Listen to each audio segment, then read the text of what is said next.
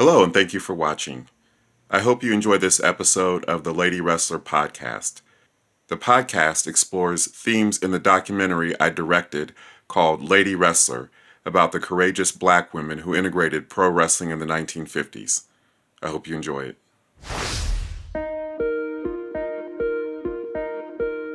In the 1950s and 60s, African American women like Babs Wingo, Ethel Johnson, Marva Scott, Ramona Isbell, and Kathleen Wimbley integrated pro wrestling. This lost chapter of American history is explored in the documentary Lady Wrestler, the amazing untold story of African American women in the ring, which is now streaming on Amazon Prime Video. I'm Chris Bournet, and I directed the documentary. While the Lady Wrestler documentary explores the origins of women's wrestling, what is the current status and future of the industry, especially for black women and other women of color who are following in the footsteps of the original legends? To shed light on this issue is the host of the Duke Loves Rasslin podcast, Duke himself. That's coming up next on Lady Wrestler, the story behind the story.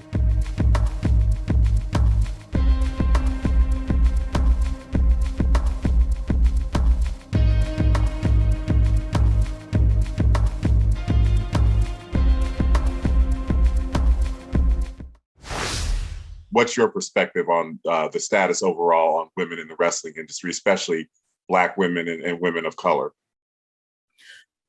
You know, we're living at a pivotal time in society where Black Lives Matter, right? Mm-hmm. That's what everyone is talking about around the world. It literally is a rallying cry. You can see that when it comes to white supremacy in all industry, everyone is taking a look at it and they're saying the same thing. We need more diversity. And that includes when it comes to gender. So pro wrestling is no different. This is an industry that was made, ruled, and to a certain extent is still ruled by mostly white older men, right? And women who are naturally a draw, who doesn't want to see women do stuff? You know what I mean? Women can do anything men can do, and a lot of times do it even better.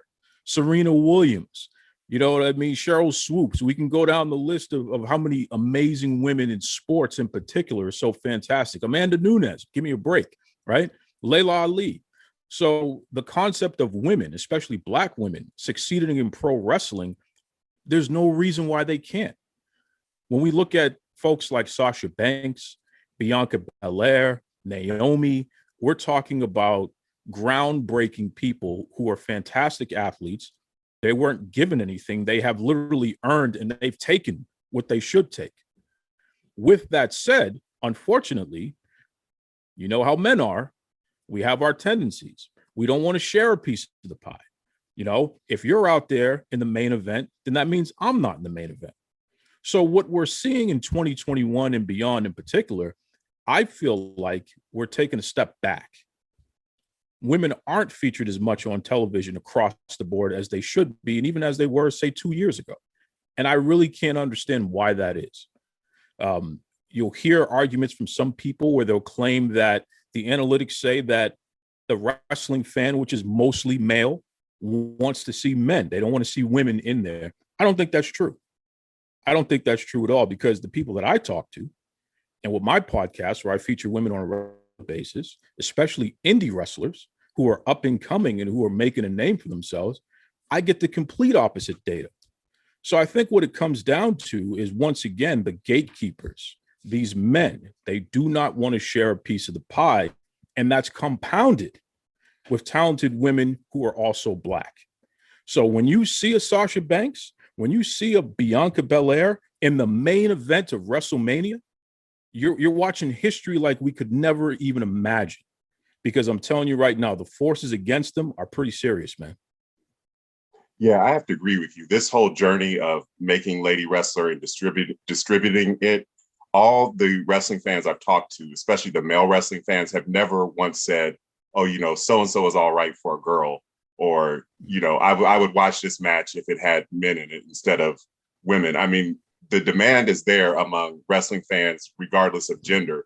So what role does does the consumer play other than just tuning into the matches, or, you know, when in-person matches, you know, start becoming a little more frequent, you know, as things begin to reopen after COVID? What role does the consumer play other than just being a consumer? Is it, you know, making posts on social media and, you know, and tagging organizations like the WWE? What role does the consumer play in this to advance women's wrestling? You know, Chris, I answer this question. First of all, I'm speaking on behalf of my personal experience in life. So let me make that clear, because there's always more than one way to skin a cat. So I'm not the be all end all or anything like that. But my background is in constituent services, state and municipal. So elected officials, you know, they would hire someone like me to go out into the community and figure out what the community needs, bring it back to government, put it into play so we can actually deliver those services to people. What I found in my life is when you want to affect change, you have to call, email, show up. You know what I mean? You have to make your voice heard, because a squeaky wheel will get the oil. There's no two ways about it. So when you ask the question about what role the fans play, fans, constituents, same people, right? I think absolutely your social media posts, somebody's paying attention to it. I can tell you that from personal experience, because every time I tweet about women's wrestling, somebody is responding to me. Half the time they're saying, come on, man, you know, can you lighten up? And it's like, no, I'm not going to lighten up, right? You're only showing one women's match on a 3-hour show or 2-hour show. That's unacceptable, right? So I think that we as fans need to be strategic and keep the pressure on these promotions to not only feature women, not just one match. We need to see women up and down the card, man, especially the women who are actually making it happen. There's no reason why they can't main event, semi-main event, the whole 9 yards, okay? But it will not happen unless you make sure that your voice is heard. And then if they're not responding, then maybe we do need to change the channel. Maybe we do need to constantly tweet them and Facebook them and let them know that we're not happy about what they're doing. That is the only way you're going to not only ensure that change happens, but it's maintained, because it's not enough to just do it one time, right? When we had that women's WrestleMania main event a couple years ago, Charlotte Flair, Becky Lynch, Ronda Rousey, those are 3 white women. And I'm not taking anything away from them, but you could not tell me that Sasha Banks didn't deserve to be in that match as well. That's ridiculous. You couldn't tell me that Bayley, who is a Latina, didn't deserve to be in a match like that. That's ridiculous. So this is what I'm saying here. We had to keep the pressure on them. And there was a point where Bianca Belair and Sasha Banks were not going to be the main event at WrestleMania. Okay. It was the pressure online put on WWE, forcing them to take a look at it. And especially somebody like Stephanie McMahon, who is always promoting women's empowerment and things like that, was like, listen, lady, you can talk about that in the public, but are you going to actually apply that in your own promotion? Don't just talk about it, be about it, right? So we literally had to force their hand. And when I say we, I'm literally talking about the fans, okay? Something that you and I are part of there, Chris. So I do believe that you got to just make as much noise as possible and be consistent about it. And every single time you tweet, there's got to be at least one in there where you're advocating for somebody. That's my opinion. You know, the women that I profiled in Lady Wrestler, the Black women, they kind of came in at the tail end of the golden age of women's wrestling. And, you know, and then after Billy Wolf passed away in the 60s, the promoter, it was like, you know, women's wrestling kind of went through like a, you know, kind of waned in popularity a little bit. Then, you know, in the 80s, it seems like with Glow and all that, it seemed like it sort of made a renaissance. You know, what can be done to kind of sustain women's wrestling so it doesn't go through these boom and bust cycles where it's like, you know, booming for a while, then it kind of wanes in popularity, then it kind of makes a comeback? What can be done to kind of like, does it take another Billy Wolf type figure who's championing women wrestlers, you know, even though he was no saint, you know, anybody who looks at his history, is it going to take, you know, a powerful man, you know, throwing all his money and resources behind it? What's it going to take? I think we need more women in positions of leadership. Okay. I think it starts there, in all honesty. So to your point, the only way that happens is if powerful men open the door and get the hell out of the way. You know what I mean? More today than ever before, we have such an arrangement of talented, experienced women who've been on TV, women who have wrestled at WrestleMania. They've been on big cards around the world. I'm talking about people like Jazz. Shout out to Jazz. You know, she should be in the Hall of Fame, by the way. Mickey James, who's Native American, by the way. You know, there are these women who are out there who have experience, who, quite frankly, should be in behind the scenes roles, right?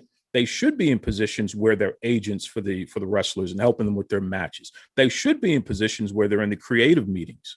So they're helping steer where these storylines are going, especially for the women. They should be in positions where they're out there doing the press circuit and things like that, learning how the business runs from a corporate standpoint, so that they can be in a position where they can be the next Stephanie McMahon, or they can be the next Linda McMahon, who at one time was actually the president of the World Wrestling Federation.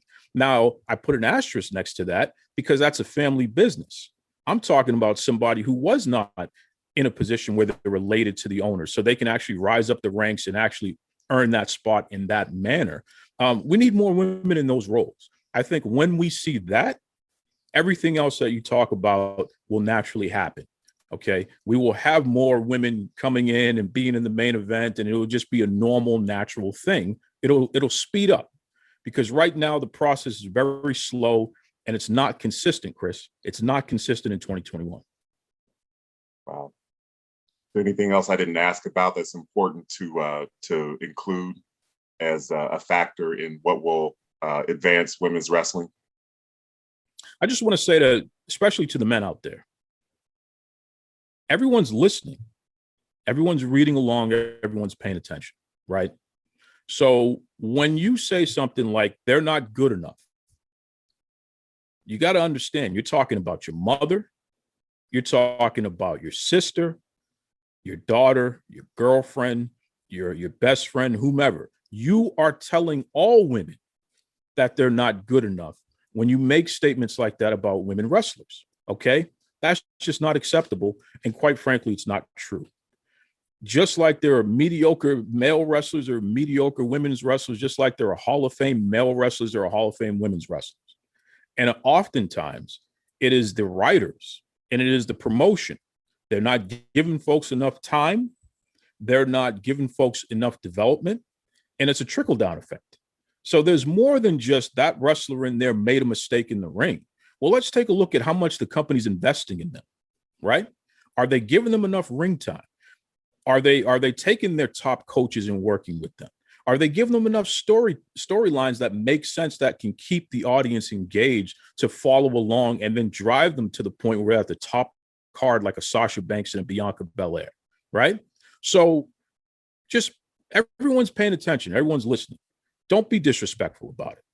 Try to find solutions as opposed to just complaining about problems and passing people off, because not a single person is born the greatest wrestler in the world just because of their gender or just because of their race. That's not a thing, okay? There's a lot of dedication, a lot of training, a lot of money, a lot of effort that goes into developing a star.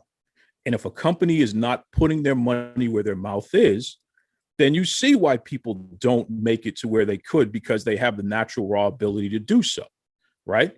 So just keep that in mind, fellas. The ladies are watching, they're paying attention, and you got to ask yourself, why should they trust you on any level when you talk about women like that? Well said. I second everything you said. So can you kind of tell people how they can seek you out on social media and listen to your not only the Duke Loves Rasslin podcast, but the other podcast is Tell Me the Truth. Is that the title of it? Tell Us the Truth. Absolutely. Tell Us the Truth. And let me just start by this, Chris. First of all, I appreciate this opportunity. I have a high level of respect and regard for you and everything that you do. Likewise. I think you're fantastic. You know what I mean? And I appreciate you continuing to do this work because it's important. And just like I said before, how men, everyone's listening to us. Chris, everyone's listening to you. You know, I found you through word of mouth. No pressure, right? But I found you through word of mouth because people are paying attention and people are listening. So it just, keep this ball rolling, brother. So that's why I'm happy to be part of this. Duke Loves Rasslin, Rasslin. You can find me on all the major podcast platforms. You can find me on Twitter, on Facebook. Reach out. I respond to everybody. I give my opinion on wrestling. When it comes to interviews, I interview the top stars of yesterday and today. I even interview the up-and-comers. That's what I love the most. Taking somebody who's an independent wrestler who people may not have heard of before, Chris, and helping them get the word out about who they are.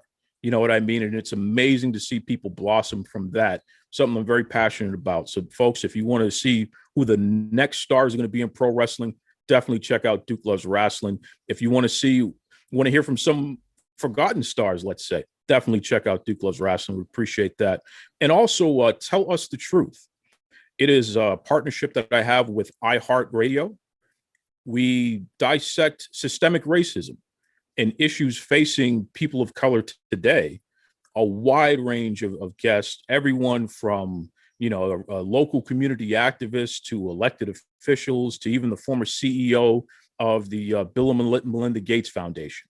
So legitimately speaking, just a wide range, and we attack the issue from all different angles. I would love for you listening right now to check out Tell Us the Truth. I think you'll enjoy it. I think you'll learn a lot from it.